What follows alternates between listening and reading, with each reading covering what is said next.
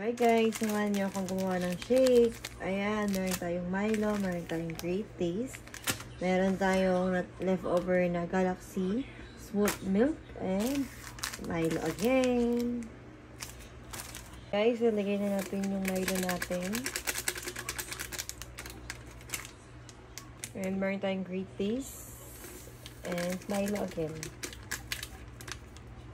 Inarin natin yung leftover nating chocolate sa ref. Since wala naman kumakain, tayo na lang ang kumain at gawin natin yung shake. Tapos lagyan natin ng milk. Ito ay condensed milk. Medyo matagal siya. Tayin daw natin kasi galing ko sa ref. Kaya medyo matagal siya. Nalagyan. Kasi matagal siya. Galing kasi sa ref. Kaya siya nag-serve para masarap ang ating shake. Nag-board tayo today. Kailangan natin may gawin para hindi tayo maboard, diba? Nakakatawa na mag-voice over, guys. Kaya, ayun.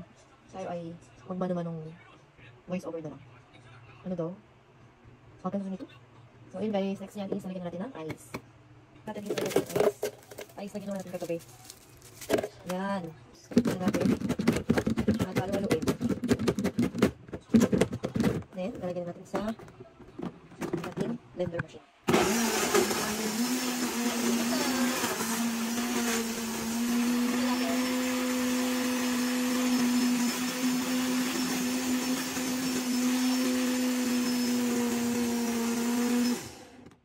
Check natin kung may yellow ba.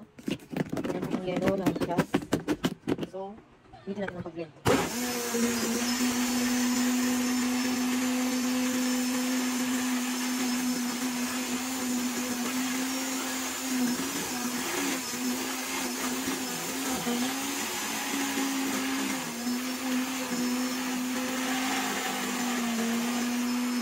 Ito lang maingay, magalit ang kapitbahay.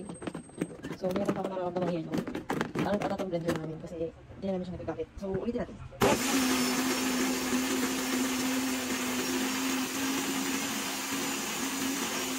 Ayun guys, kumuha tayo ng pearl kanina. So, lalagyan natin siya para special. Sabog ka na, alam mo na, sabog ka na. Special ang ating... Sorry sa voice ng ibang people because they are very maingay. Ako na nga. Nalalaglag na naman yung cellphone mo eh.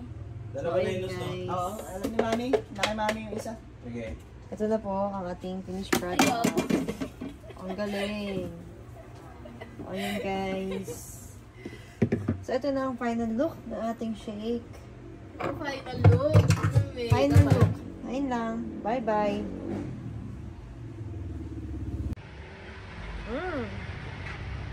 Ang sarap. Parang Starbucks.